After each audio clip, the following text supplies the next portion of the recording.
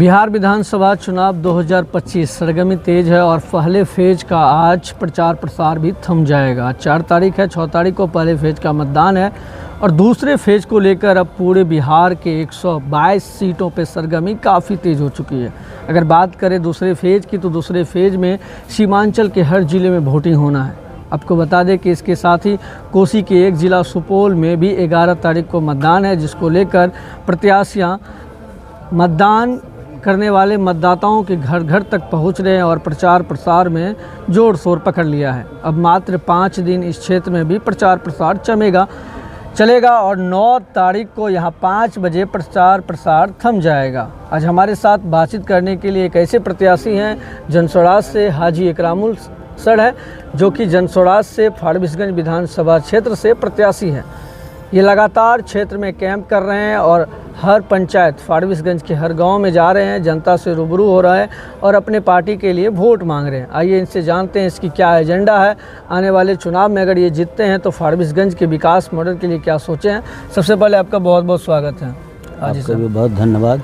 क्या लग रहा है, क्या माहौल अब लग रहा है, क्योंकि अब तो प्रचार प्रसार मात्र 5 दिन बचा है।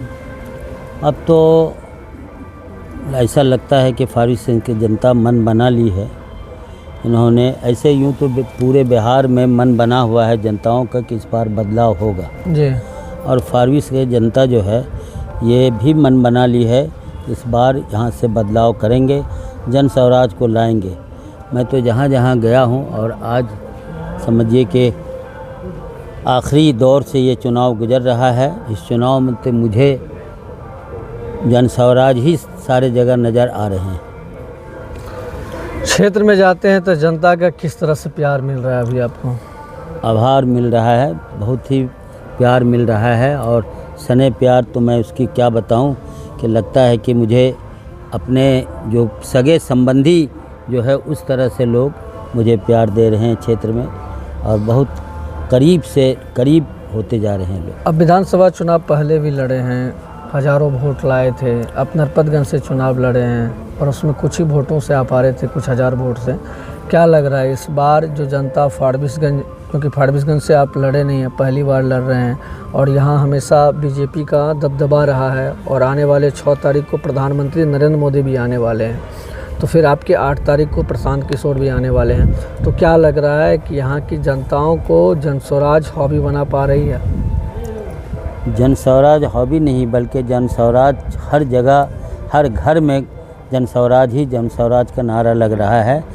यहाँ के जनता त्रस्त हो गई है। आप देखे होंगे कि पुलिया नाला और गंदगी इस कदर माने रोड सड़कों पे है कि लोग बड़ी दुश्वारी से चल फिर रहे हैं, बड़ी दुश्वारी हो रही है लोगों को। इसलिए कि लोग चाह रहे हैं कि बदलाव हो और बदलाव में जन स्वराज ही उनके नज़र में है कि यही काम कर सकती है, यही आगे जो है इसको डेवलपमेंट कर सकती है। आपके विधानसभा फारबिसगंज का एक पुल अभी पूरे सोशल मीडिया में ट्रेंड हो रहा है। ये पुल 2019 में जनवरी में यहाँ के जो सांसद थे सरफराज आलम, उनके कार्यकाल में बना था और यहाँ के विधायक मंचन केसरी थे। वो पुल का मामला आप भी सुने होंगे, लगभग 3 करोड़ 80 लाख का पुल बना था, लेकिन वो पुल पूरी तरह से ध्वस्त होने वाला है और उस पर आवाजान जो है वो बंद हो गया है। इस तरह की भ्रष्टाचारी के आरोप पे आप क्या कहना चाहेंगे? इस तरह के ये जो है ये तो जग जाहिर है, हम सभी जानते हैं कि इसमें कितने बड़े घोटाला हुआ है और जनता को मालूम है। जनता इस वक्त उस पुल के कारण बड़ी ही त्रस्त है, आवागमन में बड़ी ही दुश्वारी हो रही है। आने वाला जो 11 तारीख को मतदान है, पूरे फारबिसगंज सहित पूरे बिहार वासियों को क्या कुछ कहना चाहेंगे मतदान के लिए? मैं आह्वान करूंगा अपने फारबिसगंज जनता और पूरे बिहार वासियों से कि जब कोई पानी जमा हो जाता है तो वो गंदा और कीचड़ हो जाता है। इसी तरह आप जमहूरियत में, प्रजातंत्र में बदलाव ज़रूरी है। मैं उनसे निवेदन करूंगा, आग्रह करता हूं कि आप बदलाव करें जो प्रजातंत्र के लिए बहुत ज़रूरी है, आपके लिए और आने वाले आपके बच्चों के भविष्य के लिए ये ज़रूरी है। अच्छा, जिस तरह से प्रशांत जी लगातार कई सारे इंटरव्यू, कई सारे बाइट में उन्होंने बयान दिया है कि अब बिहार के युवाओं को बाहर जाके काम करने की ज़रूरत नहीं है, अगर मेरी सरकार बनती है तो बिहार में पलायन पूरी तरह से बंद हो जाएगी। क्या अगर आपकी पार्टी की सरकार यहाँ पे बनती है तो इन सब बातों पे ध्यान रखेंगे? अगर आप जीत के आते हैं तो फारबिसगंज के युवाओं को क्या बाहर जाने की ज़रूरत नहीं पड़ेगी? हमारी पार्टी का पहला प्राथमिकता है कि हम पलायन जो हमारे नौजवान और हमारे जो जनता है बाहर में धक्के मुक्के खाते हैं 15-20 हज़ार नौकरियों के लिए जी, तो उसको बंद करेंगे हम लोग। साथ साथ शिक्षा, बेरोजगारी तो है ही है, और स्वास्थ्य और किसानों के जो नया टेक्नोलॉजी से लैस किया जाएगा। कुछ ये भी आरोप लग रहे हैं आप पे कि आपने यहाँ के निर्दलीय प्रत्याशी को दबाव बनाया कि आप शामिल हो जाइए हमारे साथ, आप बैठ जाइए। इस तरह का सोशल मीडिया पे वीडियो चल रहा है, इस पर आप क्या खंडन करना चाहेंगे, क्या कुछ कहना चाहेंगे? ऐसा कुछ नहीं है। देखिए, चुनाव में तो बहुत सारे लोग बहुत तरह की जो है एलिगेशन या आरोप लगाते हैं, लेकिन ये आरोप सरासर गलत है। ये बात ज़रूर है कि आप उसके यहाँ के वो फोटोज़ देखेंगे जी। मैं गया था, लेकिन मैं हाजी हूँ। मैं नमाज़ पढ़ने के लिए मैं वहाँ नमाज भी पढ़ा था। यहाँ से वो बता रही हैं तो वो रास्ता आपका अनुमंडल कार्यालय से मैं विड्रॉल के दिन मैं निकला था। नमाज का आखिरी वक्त हो रहा था और मैं गया उनके यहाँ, तो मैं उनसे पूछा कि नमाज की यहाँ जगह है, तो बताया कि नमाज उन्होंने ही मुझे पीछे एक जगह है वहाँ पे वो ने मुझे नमाज की जगह दी। मैं वहाँ नमाज पढ़ा और मैं अपनी गाड़ी पर बैठा। साथ साथ उनकी ये ख्वाहिश थी कि वो जन स्वराज में आना चाहती थी जी। वो चाहती थी मुझे, वो कई हमारे लोगों से कहा कि मुझे जन स्वराज में हमको प्रवेश कराइए। तो वो प्रशांत जी जिस दिन आए थे उस दिन भी वो स्वयं आए, जहाँ पर हम लोगों ने प्रशांत जी का स्वागत किया। वो माला लेकर पहुँची और प्रशांत जी के गले में डाला भी है, स्वयं डाली वो। फिर प्रशांत जी मुझे और मेरे लड़के एहराम को अपने गाड़ी पर इशारा किए बैठने के लिए। मैं उनके गाड़ी पर बैठकर नरपतगंज चला गया। वो भी शायद पीछे पीछे आई और उनका मकसद था कि प्रशांत जी इनको ज्वाइन करवाएं, लेकिन हमारे नेता श्री आदरणीय प्रशांत जी वो और मुझे भी जानकारी मिली कि ये आप तो जानते ही हैं कि प्रशांत जी की टीम में ऐसे कोई व्यक्ति प्रवेश नहीं कर सकता है जिनका चरित्र और जिनका कैरेक्टर वो समाज में अच्छा नहीं हो। उन्होंने ये भी आरोप लगा दिया कि आप उन्हें बैठने के लिए कह रहे हैं क्योंकि वो नामांकन किए थे, और वो जिस तरह से आरोप लगा रहे हैं, मीडिया से बातचीत करने के दौरान उन्होंने कई सारे बातों को रखा है। उन्होंने ये कहा है कि मुझे दबाव बनाया गया था कि मैं नाम वापस ले लूँ, मैं जन स्वराज को सपोर्ट करूं।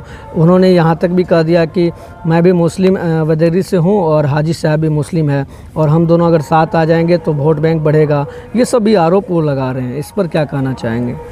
देखिए, मैं तो नहीं जानता हूं कि वो मैं तो कभी उनसे ये नहीं कहा कि आप भी मेरे साथ आ जाओ। ऐसा कोई फुटेज जो है, देखिए आज के ज़माने में आरोप तो किसी पर कोई लगा सकता है, लेकिन समाज मुझे भी जानते हैं और समाज उसे भी जानते हैं।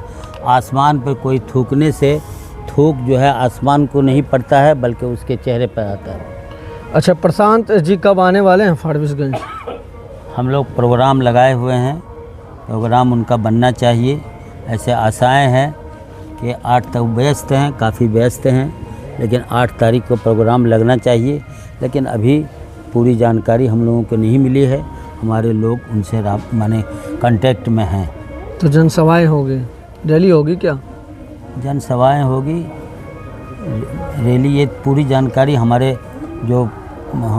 टीम के जो प्रभारी हैं, वो चुनाव प्रभारी, उनको जानकारी है। मैं तो क्षेत्र में रहता हूँ, इसलिए कि सभाएँ और रैली उनको जानकारी है। अच्छा, फारबिसगंज से आप प्रत्याशी हैं, मुस्लिम बैरादरी से ताल्लुक़ रखते हैं, हिंदू वोटरों के लिए आप क्या कुछ कर रहे हैं, और जीतने के बाद अगर आप यहाँ से चुनाव जीतना चाहते हैं तो हिंदू वोटर को कैसे लेके चल रहे हैं आप? देखिए, हिंदू वोटरों से न केवल हमारी राजनीति बल्कि हमारी जो सामाजिक और हमारी व्यावसायिक भी मेरा है, सब में भी हमारे बराबर के शरीक हैं हिंदू। आप जानते होंगे जी कि सभी हमारे, तो मैं कभी हिंदू मुस्लिम के पचड़े में नहीं हूँ और नहीं कभी समाज में, मुझे सब जानते हैं कि मेरे लिए सब बराबर है।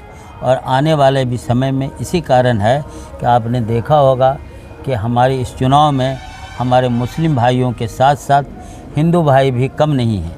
जितने भी हिंदू भाई हैं वो सब हमारे साथ कदम से कदम मिला के चल रहे हैं इस चुनाव में, और सब हमारे साथ चल रहे हैं। अब जिस तरह से कैंपेन कर रहे हैं लगातार 1 महीने से, और अभी आने वाले 6 तारीख को जब प्रधानमंत्री नरेंद्र मोदी आएंगे, तो क्या लग रहा है कि जिस तरह से आप कैंपेन किए हैं आपके वोट बैंक कुछ प्रतिशत गिर सकता है? ऐसा कुछ लग रहा है मोदी जी के आने के बाद? नहीं, मुझे ऐसा नहीं लगता है, इसलिए कि लोगों के मन में बदलाव है और बदलाव लोगों ने जहन में बैठा लिया है कि इस बार बदलाव करनी है। तो मुझे नहीं लगता है कि इस तरह से कोई बात इस क्षेत्र में होगी। अगर आप जीत के आते हैं तो फारबिसगंज का विकास मॉडल कैसा होगा? और यहाँ जल जमाव एक बड़ी समस्या है, बाढ़ एक बड़ी समस्या है, यहाँ शिक्षा, स्वास्थ्य, रोजगार, ये सब एक गंभीर मुद्दा है। प्रत्याशी हर बार जीत के आते हैं चाहे कोई भी बने, लेकिन ये मुद्दा हर साल मुद्दा ही रह जाता है। अगर आप बनते हैं तो फिर क्या ये जो मुद्दा है इसमें काम होगा, या फिर आप भी जीत के उसी तरह से बाकी पार्टियों की तरह, बाकी प्रत्याशी की तरह रह जाएंगे? जो लोकल मुद्दा है, जो लोकल समस्याएं हैं, उस पर तो अवश्य ही काम होगा। साथ साथ हमारी पार्टी का विज़न है, जो फोकस है उनका कि पलायन, शिक्षा, स्वास्थ्य और किसानों का आमदनी दुगना करना, इस पर हमारी पार्टी और हमारी ज़्यादा फोकस रहेगी। साथ साथ जो भी यहाँ समस्याएं हैं, लोकल समस्याएं, उसमें अवश्य कार्रवाई होगी। चलिए, हमारे साथ समय निकालने के लिए आपका बहुत बहुत धन्यवाद। आगे आपको जीत की शुभकामना है, इसी तरह कैंपेन करें।